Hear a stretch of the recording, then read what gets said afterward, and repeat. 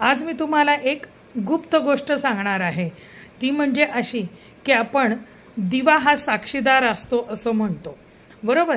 आता कसा दिवा कुठल्याही गोष्टीला, म्हणजे जसं नवरात्र आपल्याकडे 9 दिवस बसतं, देवीचं असेल, खंडोबाचं असेल, दत्ताचं असेल, नरसिंहाचं असेल, शिवाचं नवरात्र, गणपतीमध्ये सुद्धा लोक 10 दिवस दिवा लावतात.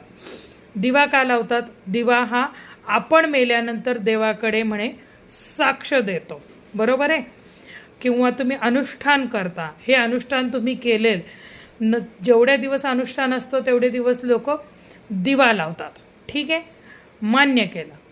पण ह्या दिव्याच्या खाली किती लोक ही वस्तू ठेवतात बरं?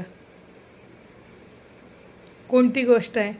खूप सोपी गोष्ट आहे. अखंड तांदूळ, बासमती तांदूळ घ्या किंवा कोलम तांदूळ घ्या, अखंड दाणे त्याच्यातनं निवडून घ्या आणि जो काही दिवा, समई असेल, तुपाचा दिवा असेल, त्याच्या खाली अशी पसरवून एक दिव्याची लेअर करा, तिथे तांदळाची लेअर करा आणि त्याच्यावरती दिवा ठेवा. दिव्याला पण एक आसन द्या, त्याला पण एक मान द्या आणि मग तुम्ही तुमच्या साधनेला, उपासनेला, नवरात्र बसवताना ह्या गोष्टी फार अगदी छोटीशी गोष्ट आहे, पण ती बऱ्याच लोकांना माहिती नाही आहे.